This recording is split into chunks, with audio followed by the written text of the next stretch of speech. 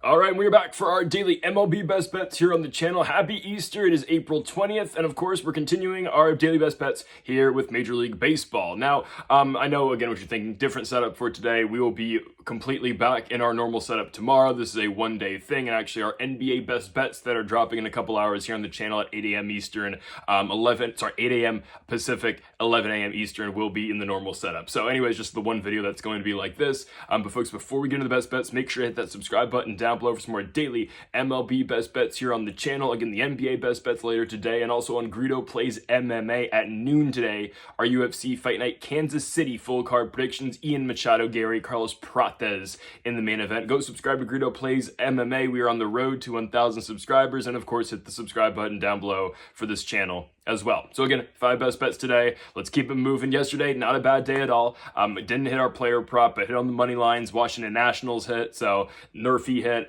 Let's look for another positive day today. Okay, first best bet of the day. We're going to the player prop, and also, if you haven't seen, I'm going to do timestamps for this one video because there are no graphics. Again, we're going to be back to graphics and whatnot tomorrow, and with the NBA video later today there will be graphics as well. This video knows, so there are going to be timestamps to each individual play for today. So we're going to start things off with our best player prop of the day, and we're going Bryce Harper over total bases. I know we've gone to Harper a lot this season, but I think it just speaks to how great this guy is.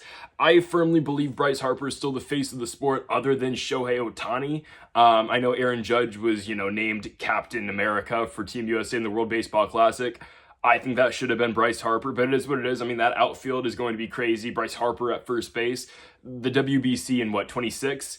That's going to be something. Regardless, we like Bryce Harper here on the over tonight on total bases, over 1.5, and we get this at a pretty good line. We're going to get it at about -110 tonight, which I'm completely fine with. I think Bryce Harper's, I think he has always had great matchups against the Marlins. I mean, historically, Harper has always killed the Marlins, dating back to when he was a Washington National, and especially this matchup tonight. It'll be Harper's first ever plate appearance against Connor Gillespie, the starter tonight for Miami, who hasn't been good so far this year. I mean, you look at the odds just in terms of the money line for this game. Philadelphia -310, Miami +250, right? And sure, that has something to do with Jesus Luzardo on the mound pitching tonight, the southpaw for Philadelphia, pitching against his former team in the Marlins. But yeah, the Marlins just, they beat the Nationals in that 3-game series, obviously, and they haven't won a game since, of course. And we'll get to the Nationals at the end of the video today. My goodness, what a game yesterday. Anyways, Connor Gillespie's pitching tonight for Miami. 6.63 ERA in the season, 4 starts so far this year. His best start was against the New York Mets on April 2nd. He goes 5 innings in that game, 4 hits allowed, 1 run given up in that game as well. But back-to-back starts with this guy kind of just got shelled. Next start against the Mets, second time around, he only goes 4 innings in that game. New York hits him for 3 hits, but 3 hits in 4 innings and 2 runs. And he was walking guys in that game as well. And you look at his last start, I mean, my goodness, it was bad against the Arizona Diamondbacks. 5 innings, 8 hits, 8 runs.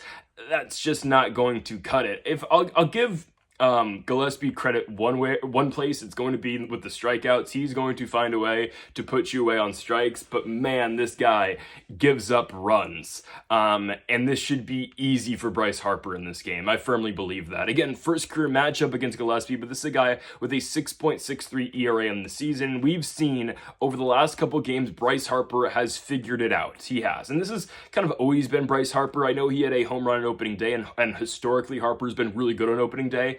But after you kind of get past that first series of the year, and I've known this being a Bryce Harper fan, watching him in Washington and now in Philadelphia as much as I can, obviously, he is somewhat of a slow starter. Harper struggled a little bit out the gates of the season, hit the home run on opening day against the Nationals, actually got a hit in every game of that National series, been kind of cooled down a little bit. Bryce in the last 2 series has been absolutely back. The home run in the Giants series, and then home runs in the Miami series so far as well. Back-to-back home runs in the Giants series, home run already in the Miami series yesterday. Went 1 for 4 at the plate, but an RBI double will clear this line of over 1.5 total bases. Bryce has been struggling to put together 2-hit games, which, you know, for a player of his caliber, that is going to come through eventually, so I'm not really concerned about that for Bryce. He's only batting 264 this year, but again, 5 home runs, 11 RBI, and, you know, 4 of those home runs just came in the last week. So Harper's hot at the plate right now. You get a guy like Connor Gillespie with a 6.63 ERA. He's a righty as well, so great matchup for Bryce Harper. I expect Harper to smash in this matchup. I could easily see him hitting a home run, but at the same time, a double will do it. A multi-hit game for Bryce Harper, something he's only done in one of his last 8 games, is definitely on the table as well. Again, you know he's due for the talent that he is, and he's only picking up steam right now. Again, he's looking great right now. He's only batting 265. Bryce Harper's going to continue to smack the baseball, and I firmly believe he's going to get over 1.5 total bases tonight against the Miami Marlins, and with Connor Gillespie on the mound as well. Let's go on to our second best bet of the video. We move now to our first money line of the day. Let's go to Pittsburgh, Pennsylvania for the Pittsburgh Pirates and the Cleveland Guardians. I'm going with the Guardians today, and we're going with them for the sweep today. I understand it is hard to beat a professional baseball team 3 games in a row. It is, right? I think Cleveland does it, guys. Pittsburgh lost yesterday on Paul Skeens' bump day. We've said this before with Pittsburgh, and it hasn't always been true this year, but, you know, we especially saw, you know, in Skeens' last start, not the Guardians, the one against the Nationals. I mean, right, the Pirates kind of come alive at times when Paul Skeens is on the mound. Well, that wasn't the case yesterday. Skeens goes 6 innings, gives up 2 runs, and yet the Pirates still lose the game 3-0. Again, it doesn't matter how well Paul Skeens pitches. If you can't score runs, you can't win baseball games, and that was apparent yesterday at PNC Park. The Pirates are coming off back-to-back losses, a 10-7 loss in the first game of the series against Cleveland and a 3-0 loss yesterday against the Guardians as well. Cleveland had struggled a lot at the beginning of the year. They've now found themselves 2 games over 500. Is it where they want to be at? No. They're still chasing the Detroit Tigers right now in the American League Central, and I get it. It's, you know, it doesn't mean anything right now, the standings. I mean, we are 20 games into the season, but regardless, right, Cleveland, a 3-0 victory yesterday. We've talked about the struggles of this lineup so far this year. We know how good their all-stars are, and we're talking about Steven Kwan and Jose Ramirez. Those guys are elite, right? Kwan's, I mean, this guy's average is, you know, he's still over 300. It's probably going to be that way for most of the season, obviously. Kwan batting 330. But the struggles obviously start in terms of Pittsburgh. It's with their bats. It doesn't really matter who's on the mound for the Pirates. And I'm surprised that they're favorites in this game. We look at the line for this game, right? Cleveland plus 100, Pittsburgh minus 120. I'll be honest, I don't understand that. The pitching matchup tonight, Logan Allen versus Mitch Keller. I don't think Mitch Keller's the guy to pick up the 1 win in this series for Pittsburgh. I don't think so. Guys, the Pirates actually beat the Nationals in 3 of 4 games in their previous series. The one game they lost was Mitch Keller bump day. And sure, the Pirates got him no run support in that game. It looked just like yesterday's game with Paul Skeens, right? Mitch Keller gives up 3 runs. They lose the game 3-0. But it's not like Keller's been great this year. I mean, again, it's all going to come down to the Pirates' bats. I completely understand that. But guys, Logan Allen's been good this season, right? The lefty with the 2.30 ERA. I know, again, he won't pitch deep into games, but the 3 games he has started, he's been pretty solid so far this year, right? The Padres game was rough, but he's bounced back since, goes 4 2/3 against the White Sox. I understand it's Chicago, but goes 4 2/3, scoreless innings. And then his next start at Camden Yards against the Orioles, 5 2/3, gives up 2 hits. Does walk a couple guys, but still no runs allowed in that start. So Logan Allen's been really good. And, you know, you can say, oh, that's Chicago. That's the struggling Orioles. That's fine. He's pitching against one of the worst offensive teams in all of baseball. I mean, it's the Pirates, it's the White Sox, and it's the Rockies. Except for when the Rockies faced the Washington Nationals bullpen. We'll get to that later. Anyways, I feel like Logan Allen's going to get to his 6th inning mark today. He hasn't gotten to that all year long. He's got into the 6th inning twice, never been able to finish it. I think tonight he is going to finish 6 innings. Guys, the Pirates' bats are atrocious. They just are. You know, and you might think, oh, you know, they kind of have to break through. Well, they scored 7 runs in the first game of the series on Friday, and they still lost. O'Neal Cruz is heating up, right? He was heating up during that national series. Brian Reynolds still hasn't gotten it together yet. I mean, again, the viral clip that broke out yesterday, oh, by the way, it was Paul Skeens' bobblehead night yesterday, and they scored a big 0 runs. But the clip that went viral was the Valdez triple. You know, he's trying to call time because he's hurt, but yet they still called him out. It is what it is. Clutch doesn't play every day for this team. I assume he's going to play tomorrow, but yeah, guys, this entire lineup, they don't have a single player batting over 240. which, makes you think, how do the Nationals lose 3 of 4 here? I don't know. But, right, this team I don't think that just because Mitch Keller is on the mound, by the way, and again, Keller hasn't been spectacular this year. He lost his last start to the Washington Nationals, who are very shaky. I think Logan Allen's decent, right? I know he had a bad start in his first outing, but that's against San Diego. Against both Chicago and Baltimore, he's been solid. I think he gives us 6 good innings tonight. And I feel more confident in the Guardians lineup than I do Pittsburgh, right? Looking at guys like Steven Kwan, like J-Ram, right? Carlos Santana, I mean, again, he'll give you some pop at times. Lane Thomas has been really struggling this year. He's kind of just a platoon right now, but I like this Guardians team much more than I do Pittsburgh, and I really don't sense any momentum, from Pittsburgh in this game with Mitch Keller. I really don't think so, right? Keller lost his last start to Washington. They couldn't get him run support then. I don't think they're going to get him run support today. I'm feeling like, Cleveland 4-1 victory today, 4-2 type thing. Taking the Guardians to win this game on the road and sweep the Pittsburgh Pirates here at PNC Park. Let's go on to our third best bet of the video, and we move now to our daily NRFI. We're going to Toronto, Ontario, Canada for the Toronto Blue Jays and for the Seattle Mariners. The 2 pitchers tonight on the mound are Luis Castillo. No, not the other Luis Castillo for the Mariners. The Luis Castillo, the well-known Luis Castillo, and it will be Easton Lucas on the mound for the Toronto Blue Jays. I'm okay with this. You're looking at the odds for this. Again, no graphic on the screen, so I'll just tell it to you right now. -120 is the no, obviously, on runs scored in the first inning. I believe if you think there is a run scored, I believe it's +100. That's usually what it is. I'm taking, obviously, the no runs scored in the first. I get this can be tricky, right, with these 2 squads, well, especially with the Toronto Bats, because sometimes they are very capable of scoring. And honestly, for as much as I hated on the Seattle Mariners at the beginning of the season, I've stopped that, obviously, right? They're an 11-10 ball team, or ball club. I thought they were going to be a lot worse than they actually are. This team has kind of figured it out, let's just be honest. They're not, again, as bad as we thought. Their bats are still struggling with the exception of a couple guys. Jorge Polanco's had a crazy hot start to the season. This guy's batting .346 in the 3 spot right now for Seattle. Dylan Moore is batting lower in the lineup, but he's been pretty good all year long as well. There's some guys, obviously, in the Seattle team. They scored 8 runs yesterday, right? They're dealing with injuries, right? Victor Robles, he's out for the foreseeable future. And they're dealing with it. They're a game over 500. They're in a spot that, a lot of teams would want to be in. Like hell, look at the Baltimore Orioles. You look at the Toronto Blue Jays, this is a 12-9 team, but again, this is all about the no runs scored in the first. Okay, we get 2 really good pitchers on the mound, right? Easton Lucas, okay, at his best, he can be really good. That ERA is crazy inflated because of his last start. Guys, Easton Lucas in his first 2 starts of the season, yes, he went 10 combined innings in those first 2 starts, and actually he's gone 15 combined innings through his first 3 total starts. But his first 2 starts of the year against the Nationals and against the Boston Red Sox, 5 innings each, 4 combined hits in those games, and 0 runs.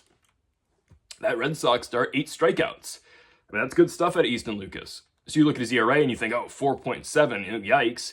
Well, again, records for pitchers barely mean anything, but he has a 2-1 record, and his last start, again, it was bad against the Atlanta Braves. We had, unfortunately, the Blue Jays money line in that game because we looked at Easton Lucas's last couple of starts. And we're like, all right, we feel pretty good about this. I got to watch him play the Nationals. I felt good about Lucas. Well, he was bad in the Braves start, all right? Atlanta got to him early in Toronto, and they mashed him, They got off to a hot start. I believe they had 8 runs in the first, 3-ish innings.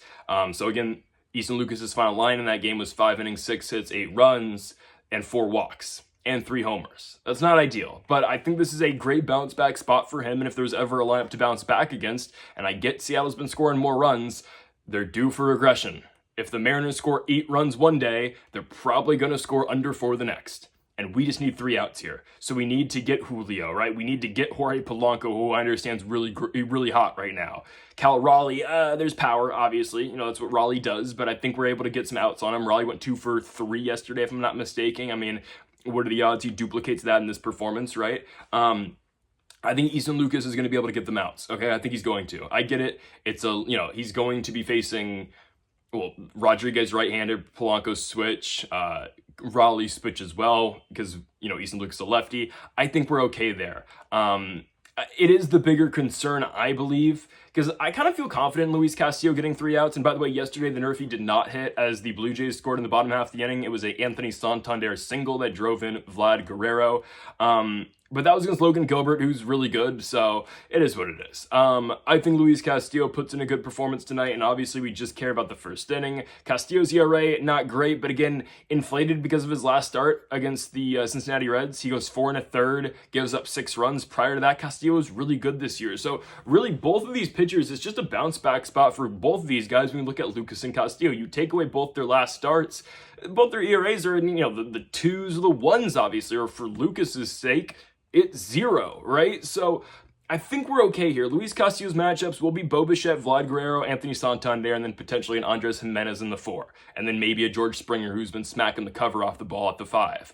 That's difficult, I understand. It all starts with getting Bo Bichette, though, and if we can get Guerrero after that, then you really minimize the damage Santander can do. Obviously, again, the power is still a possibility, but I think we're okay here with Luis Castillo. I trust in the guy. Again, we're taking 2 pitchers here in a bounce-back spot. I really trust Castillo, who has been an all-star before, who's been elite. He's been very good for a long time to bounce back and have a better performance tonight. In Toronto, I think we're going to hit the NRFI. Give me 6 outs, Easton Lucas, Luis Castillo. We're going NRFI minus 120 in this Blue Jays and Mariners game. We go on to our 4th best bet of the video. We go to our next money line play, and I'm taking the Sacramento Athletics on the road at American Family Field against the Milwaukee Brewers. Line is exactly even, minus 110 on both sides. I'm going with the Athletics. We have cooled down on the Athletics as of late. I made my bold prediction at the beginning of the season that the A's were going to win the American League West. I don't think that's going to happen. The Rangers are a very good ball club. At Seattle, I don't really think they're going to win anything, but I think it's going to be Texas. They walked off the Dodgers yesterday with the Adolis Garcia home run. We'll see what happens today in the series finale, but regardless, I still don't think the A's are all that bad. This is a team that is, I believe, a game under 500. Yes, they're a 10-11 team, but they play so much better away from Sacramento. It's kind of odd. Maybe it's the curse of Oakland. I mean, they're 8-4 on the road this season. They are a very below average team at Sutter Health Park. And maybe, again, it's just the ball flies in Sacramento. It's not a huge field. It's not really their home ballpark. You still get the limited fans that are there are still chanting "sell the team." So, maybe it's good for this team to get away from California. And in this Milwaukee series, it's 1-1. Obviously, the first game won by Milwaukee 5-3. The second one won by the A's 3-1 yesterday. And it was a Shea Langeliers home run in the 9th inning that was their insurance run, but it was the Brent Rooker home run in the 6th inning that did put them on top 2-1. Luis Severino finally gets a victory this season. The guy was pitching too well to still be winless on the year. He goes 8 innings, gives up 1 run in the 3rd inning. The guy was spectacular, only gave up 3 hits the entire game. And obviously, you hand it on over to Mason Miller, who's one of the best closers, if not the best closer in all the game, Emmanuel Clase, but still, Mason Miller goes 1-2-3 in the bottom of the 9th and shuts down in Milwaukee. The Brewers are dangerous, I understand that. I kind of like the A's, though, I didn't think we were going to get this out of Tyler Soderstrom at the beginning of the year, but we'll take it. Soderstrom batting .309 yesterday.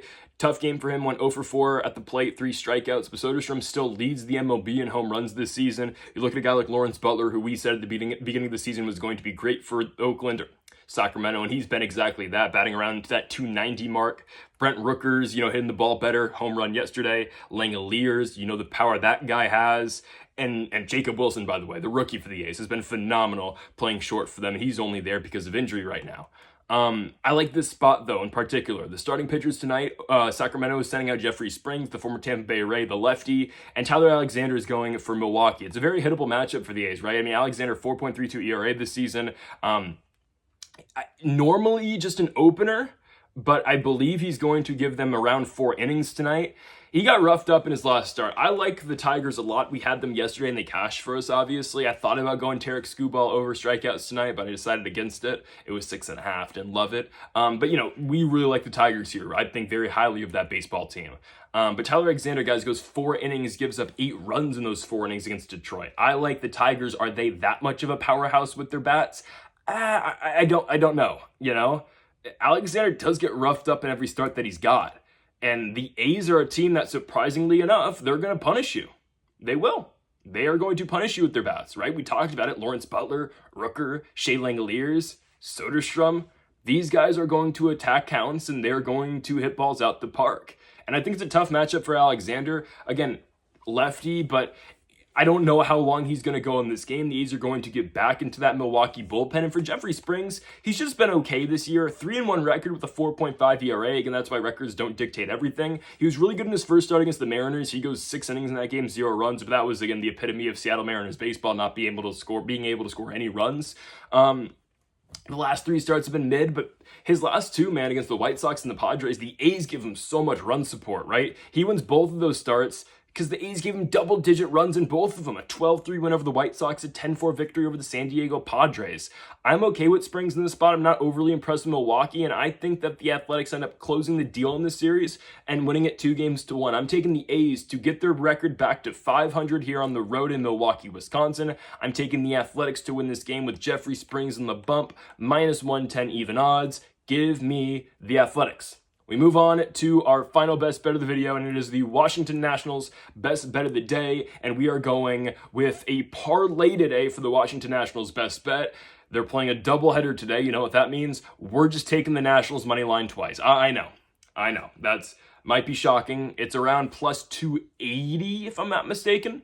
No, it's like +250 if I'm not mistaken.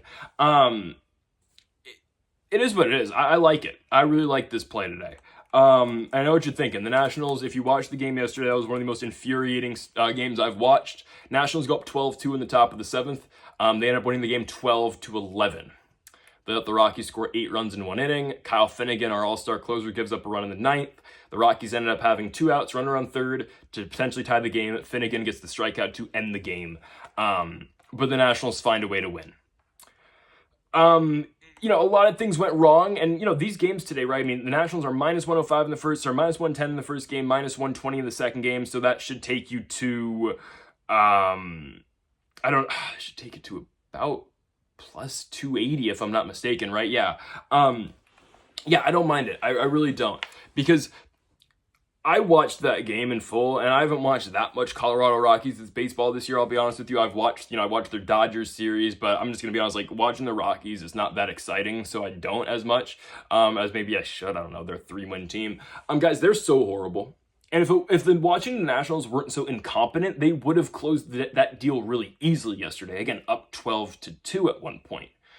They did find a way to win, which will limit what we can do with the bullpen today, obviously, because Jose Ferrer had to pitch, Kyle Finnegan had to pitch, and it's a doubleheader, I understand that. The reason why I like both Nationals money lines today is because the pitching matchups in both these games. Okay, Jake Irvin versus Kyle Freeland in the first game. Kyle Freeland, the better pitcher out of the 2 that are going tomorrow for Colorado. I like Jake Irvin in this spot, guys. Jake Irvin has had some really good starts. You look at 2 starts ago against the Dodgers, he struggled early, gave up 3 runs in the first inning, then proceeded to go 5 more innings scoreless against the best lineup in baseball. So I credit Jake Irvin a lot in that start. And then his other start in his very last game against the Pittsburgh Pirates is the only win the Nats got in Pittsburgh. He goes 7 innings. I get it's Pittsburgh, but still 7 innings, 3 hits, no runs. I get he's pitching at elevation. The Rockies they're just so mediocre. I wouldn't even say, I think mediocre is being generous. They have horrible bats. They just do, guys. I will read you this Colorado Rockies lineup with no Tovar and no Brent Doyle. They are so atrocious without these guys. And I get it. They scored 11 runs in the Nationals yesterday, but Mackenzie Gore gave them 6 innings, 4 hits, 13 strikeouts, and somehow the Nationals almost choked that game. But I would hope the bullpen's better today. I think it's going to be, and I'll get to that in a second. But guys, this Rockies lineup: Sam Bouchard, Kyle Farmer, Ryan McMahon, Hunter Goodman, Michael Toglia, Jacob Stallings, Mickey Moniak, Jordan Beck, and is it Austin Shunk? Aaron Shunk. What? I thought the Marlins were putting up a no-name team. Guys, there's a reason the Rockies are 3-16. The Nationals will make them 3-18 today. You know what? I will settle for a 10-12, comeback to DC on Tuesday for Washington. Now, yes, the bullpen was horrible yesterday. I don't know how Colin Poche and Lucas Sims have jobs. I'm just going to be honest. We should probably just designate them for assignment. If we don't want to give up on the deal that quickly, send them to Rochester AAA. Okay? Let them figure it out. I don't know how those 2 guys are on the team. Lara is making his debut today because it's a doubleheader. You can have 27 guys. Jorge Lopez isn't able to pitch the first game because he's still suspended off of that nonsense. But we will get Jorge Lopez for the second game, meaning we'll probably see Ferrer and Finnegan if needed in the first. Okay. The pitching matchups, again, like I said earlier, it's Kyle Freeland and Jake Irvin in the first game, which I think Irvin's going to give us, I legitimately think he's going to go 7 innings, 0 runs again. The Rockies are horrible, and Jake Irvin's looked so much better in his last 2 starts after the first inning against the Dodgers. So I think we're fine there. I think the Nationals are going to win that game pretty easily. I think it's going to be like a 6-0 victory, okay? The second one's where it gets a little tricky, but Senzatella's on the mound for Colorado, and he's been abysmal this year. But that's going to be the game where the Nationals are going to need to get in their pen. I don't think we're going to really need the bullpen in the first game. I think we're going to see like Cole Henry, Jackson Rutledge in the first game out of the bullpen because I believe Irvin's going to give us 7 really good innings. I think the bats are going to come through, and oh, how can I forget? We haven't even talked about Dylan Cruz yet. I told you guys, again, we don't need to worry about Cruz. Well, the average is now 180. He had 3 extra base knocks yesterday. He came into yesterday with 0 extra base knocks, 2 home runs, a double. Yeah, Dylan Cruz is back, guys. He's back. Greatest college baseball player of all time, Golden Spikes winner. I told you he would be fine. He's already better than Juan Soto. Okay, he's already better. And James Wood, by the way, hit a home run yesterday too. I mean, we are so back. All right, Wood and Cruz hitting home runs in the same games. Same game. It's just. I was very excited when that happened, and the bullpen tried to ruin it all for us. Anyways, though, Brad Lord versus Senzatella in the second game. Okay, yeah, Brad Lord's probably going to give us 4 innings. He's probably going to get roughed up a little bit. Okay, well, the Nats should be able to score on Senzatella at the same time. And additionally, we are going to get Jorge Lopez back for that second game. We'll see if Lara is going to get his first, outing, and I hope, and the way I think this is going to go, because I think the first game is going to be less competitive than the second, I don't think Kyle Finnegan nor Jose Ferrer are going to have to pitch that first game, so we will get the better bullpen for the second game when we really need it, with Brad Lord on the mound. And with that being said, the Nationals don't play tomorrow, so they can empty the tank and empty the bullpen today because they have a day off on Monday. That's why you kind of maybe rather this game be played on Monday morning, like how the Red Sox and White Sox are doing tomorrow, but I get it. You don't want to, you want a travel day. I understand. But I'm taking the Nationals 2-leg parlay here. Nationals money line in back-to-back games. I think it hits. I really think it does. They're better than this Colorado team. The Rockies are god-awful, and the Nats bats finally showed up yesterday, 12 runs, and the bullpen almost lost it for them. But I think the bullpen's going to be better today because why? No Colin Sims.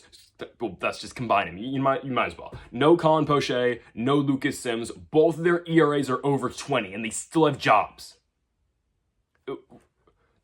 Such a joke, man. It's such a joke. The Nats are back, kind of. They're not a serious threat, but they're playing the Rockies, who are the most unserious AAA team. I mean, Major League team of all time. Give me the Nats to win both games today. We're taking the 2-leg parlay. Folks, thank you all for watching our MLB Best Bets here on April 20th. If you have not yet, though, make sure to hit that subscribe button down below for more. Make sure to leave a like if you did enjoy the video. Make sure to comment if you do disagree with any of the picks. We'll be back tomorrow for more daily MLB Best Bets. Later today for our NBA Best Bets as well. Folks, thank you all for watching. And Mamba forever.